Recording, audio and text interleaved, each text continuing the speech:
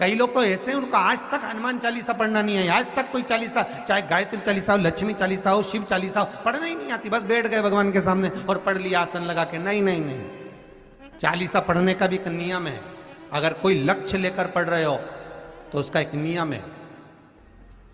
पूरी जिंदगी पढ़ते रहोगे तो भगवान की प्राप्ति नहीं है, पर लक्ष्य लेकर अगर पढ़ा है आसन से, जिस भगवान की चालीसा पढ़ रहे हो उसकी मूर्ति या उसका फोटो आपके सामने होना चाहिए। एक घी का दिया, अगर हनुमान चालीसा पढ़ रहे हो तो या तो घी का दिया जलाओ, वो भी गाय के घी का हो, भैंस के घी का मत जलाना। हनुमान जी कभी प्रकट नहीं होंगे भैंस के घी से। घी का दिया लगाइए अगर चालीसा का पाठ कर रहे हो हनुमान जी का। और बहुत ज्यादा संकट है, बहुत ज्यादा परेशानी है तो हनुमान चालीसा का पाठ करो तो तिल्ली के तेल का दिया लगाओ, काली तिल के तेल का दिया, तिल का तेल का दिया हनुमान जी के सामने आसन बिछाकर। बहुत तकलीफ है तो 3 पाठ प्रतिदिन करो और एक आसन से जितने समय, 9 बजे अगर आप बैठते हो पाठ करने तो 9 बजे ही बैठना है। 11 दिन तक प्रतिदिन 3 पाठ रोज करो। एक पानी का लोटा, कलश, तांबे का जल अर्थात तांबे का लोटा हो, स्टील का लोटा हो, तुम्हारे पास जो कलश हो उसमें जल भरकर, एक सिक्का उसमें पटक कर, एक लौंग पटक कर प्लेट से ढक कर रख दो और प्रतिदिन बस टाइम पर बैठकर पाठ करो। 11 दिन पूर्ण होंगे, जिस कामना से आपने पाठ करा है बस वो सिक्का, वो लौंग कलश में से निकाल लो, जल का आचमन करो और जिस काम के लिए करा है वो जल उस प्रयोग में ले लो। उस प्रयोग, किसी से बात करने जाना है तो वो जल पी कर जाइए, कोई से हाथ मिलाना है तो वो सिक्का, वो लौंग अपने हाथ में रखिए, अपने साथ रखिए। कई लोग कहते हैं हम तो बहुत दिनों से हनुमान चालीसा पढ़ रहे हैं, हम बहुत समय से राम रक्षा स्तोत्र का पाठ कर रहे हैं, हम बहुत समय से ये कर, अरे तो उसको नियम से तो करो। हनुमान चालीसा का प्रागट्य केवल एक दिल से की गई स्तुति। हनुमान जी महाराज की स्तुति, राम जी महाराज की स्तुति तुलसीदास जी ने केवल दिल से करी थी, केवल मन से। और ये नहीं कहते कि हनुमान चालीसा पढ़ोगे तभी भगवान, नहीं नहीं, आप दिल से अगर भगवान को पुकार लीजिए, आप दिल से पुकारो उसको, वो आएगा। नियम है महाराज, बहुत ध्यान दीजिएगा। पंचमुखी हनुमान का एक स्मरण, पंचमुखी हनुमान का एक भाव। महाराज जैसे बहुत ज्यादा तकलीफ अगर व्यक्ति को हो गई है, बहुत कष्टमय जीवन चल रहा है, हार गए हर जगह से और तकलीफमय जीवन चल रहा है, तो पंचमुखी हनुमान का एक शिव महापुराण का और स्कंद पुराण का एक बड़ा सुंदर मंत्र है। उस मंत्र को आप सब एक बार हमारे साथ में बोलें। ओम नमो हनुमते रुद्र अवताराय सर्व शत्रु संहारणाय सर्व रोग हराय सर्व वशीकरणाय रामदूताय स्वाहा। बस इस मंत्र को हाथ में काली तिल लेकर, एक जौ लेकर और गूगल लेकर, थोड़ा सा उसमें गाय का घी डालकर, कंडे को या अग्नि को जलाकर इस मंत्र का 11 बार 21 बार जाप कर कर अपनी कामना कर कर छोड़ दीजिए। कैसा भी रोग हो, बीमारी हो, कष्ट हो, दुख हो, तकलीफ हो, 21 दिन के अंदर वो आनंद आना प्रारंभ कर देता है महाराज। इस मंत्र, स्कंद पुराण का, शिव महापुराण का ये मंत्र मूल पंचमुखी हनुमान सुख देंगे। और एक और चीज याद रखिए महाराज, यदि कोई काम के लिए जा रहे हो, कोई व्यापार के लिए जा रहे हो या नौकरी करने के लिए जा रहे हो और लगी नहीं रही, बहुत तकलीफ पा रहे हो, सर्विस ही नहीं लग रही, बहुत कष्टमय हो गया, तो निवेदन करूंगा 5 पीपल के पत्ते पर बेसन के 5 लड्डू घर में बने हुए, गाय के घी के 5 लड्डू रख लो।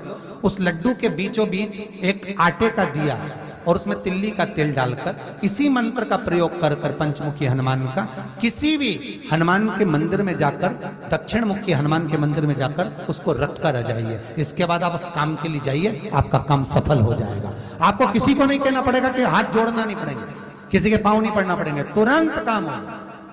बस इस मंत्र का स्मरण कर कर, पंचमुखी हनुमान का भूतेश्वर जो मंत्र है वो सुख देने वाला, आनंद देने वाला, सहज नहीं महाराज, सुख की खान है, आनंद की राशि में। महाराज आप कोई बहुत बड़ा काम करने जा रहे हो, बहुत बड़ा यज्ञ अनुष्ठान, विवाह शादी आदि फंक्शन करने जा रहे हो,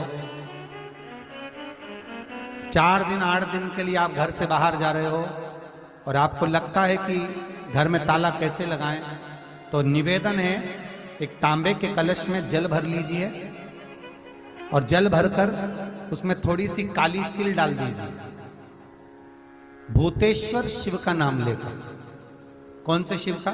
भूतेश्वर, शमशानवासी भूतेश्वर शिव का नाम लेकर काली तिल डाल दीजिए, कलश को प्लेट से ढक दीजिए, घर के किसी भी भाग में उसको रख दीजिए। उसके बाद आप चले जाए। किसी की सामर्थ्यता नहीं है कि उस घर में कोई पांव रखे, किसी की सामर्थ्यता नहीं है। और अगर कोई भूले से पांव भी रख दिया तो 22 दिन या 21 दिन के अंदर उसको, जैसे लोगों को हवा आती है, बस उसको चक्कर आना चालू हो, बाल खोल खोल के घुमा मिलेगा। शास्त्र प्रमाण करता है हमारा भूतेश्वर शिव। ये कलश जो होता है ना, जल का जो पात्र होता है, ये साधारण नहीं होता, सहज नहीं होता महाराज। जैसे आज आपने मेरी लाज रखी, रक्षा करी और किसी को आने नहीं दिया, विनती स्वीकार करना। आपका जल पात्र भूतेश्वर के नाम से काली तिल से जहां रखा जाए उस गृह में कोई प्रवेश ना कर पाए।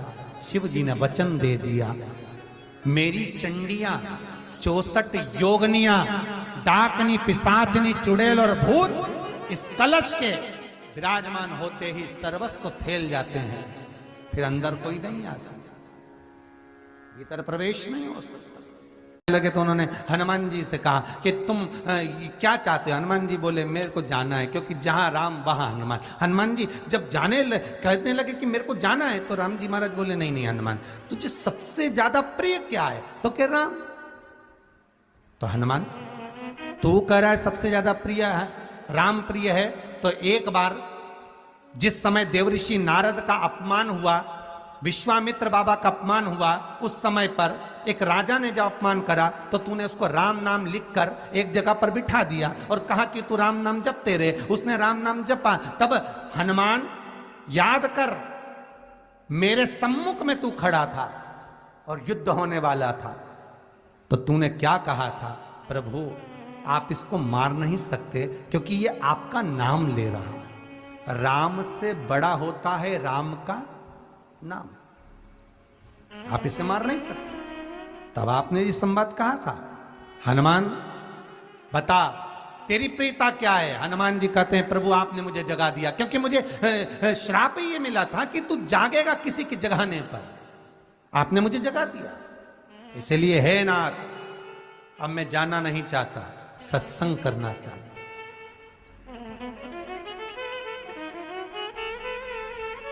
श्री राम जी का चरित्र है। अब मैं सत्संग करूंगा, भजन करूंगा, नाम जाप करूंगा, पर राम जी जानते हैं हनुमान से कहा, हनुमान मेरा जाने का समय आ गया, मुझे तो जाना पड़ेगा ना। सीता पृथ्वी में चली गई, मुझे भी जाना है, मैं सरयू के जल में अपने प्राणों को त्यागूंगा, मानव का शरीर है इसको त्यागना तो पड़ेगा ना हनुमान। हनुमान जी बोले तो त्याग दो, त्यागने में क्या दिक्कत है, त्यागो आप तो। पर दिक्कत एक बहुत बड़ी है। तो राम जी ने जैसी कहा दिक्कत बहुत बड़ी है, तो हनुमान जी पूछे ऐसी कौन सी दिक्कत है? हनुमान जी के शब्द सुने तो राम जी बोले, जब जिस समय पर तुम सूर्य को निगल गए थे, इंद्र को क्रोध आया था और इंद्र ने तुम पर वज्र का जब प्रहार करा था, जब वज्र का प्रहार इंद्र ने करा तब तुम्हारा नाम हनुमान हुआ, तब सारे देवी देवताओं ने तुम्हें वर प्रदान करा। उस जगह पर यमराज भी खड़ा था, तो यमराज ने तुम्हें वर दिया था कि जहां हनुमान होगा वहां यमराज नहीं होगा। अब दिक्कत यह है कि मुझे प्राण त्यागना है और तू मुझे 1 मिनट के लिए नहीं छोड़े तो यमराज आएगा कैसे? दिक्कत वहां अड़ी पड़ी है।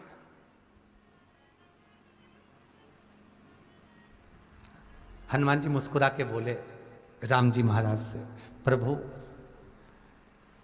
मैं आपके बिना रह नहीं सकता।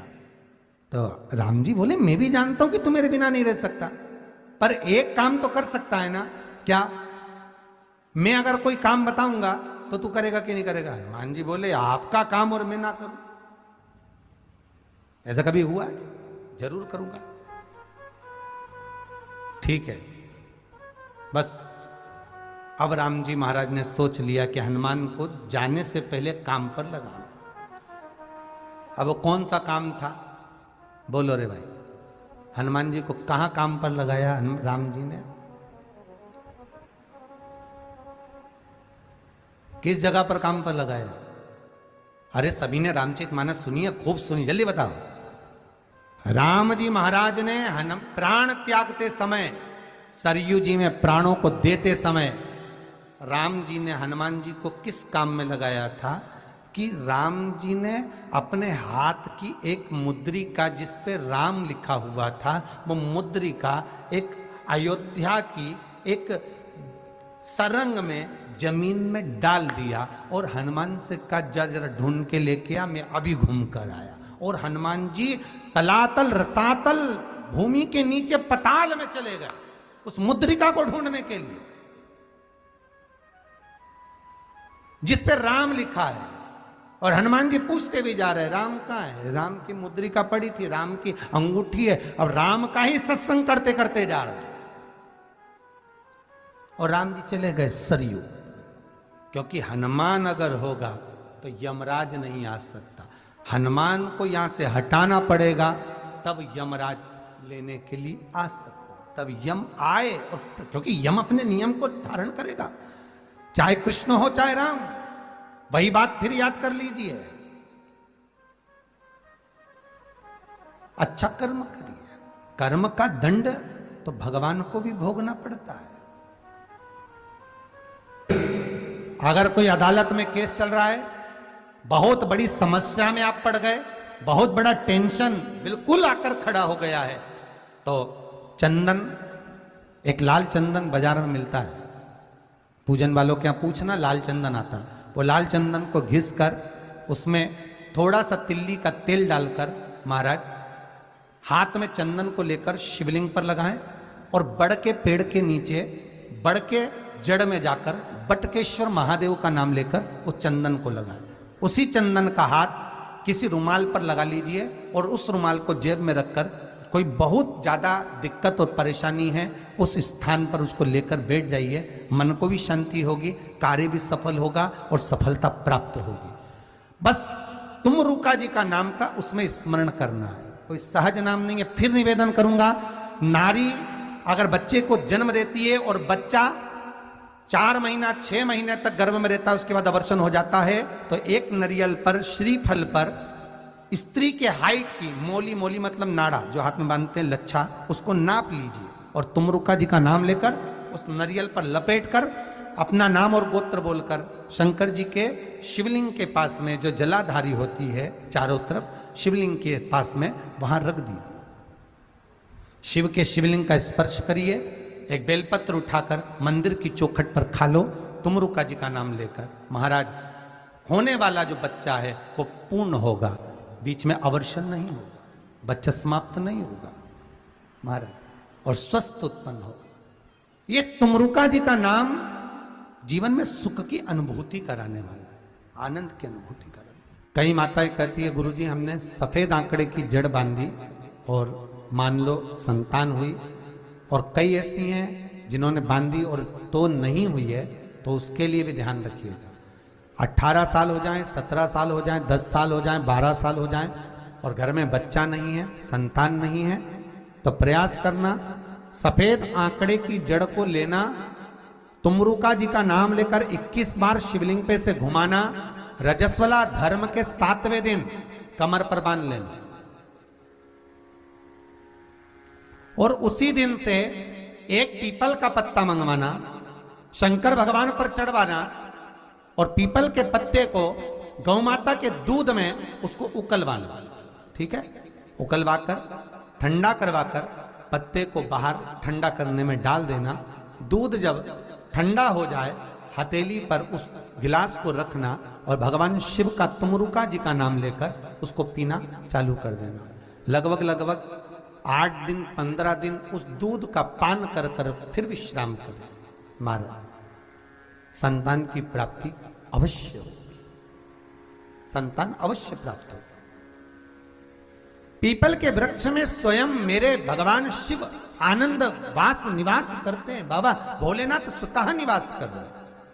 केवल एक पीपल के वृक्ष में कितना सुंदर लिखा पद्म पुराण में कि 52,000 ब्राह्मण का एक साथ निवास पीपल के वृक्ष में होता है, एक साथ में।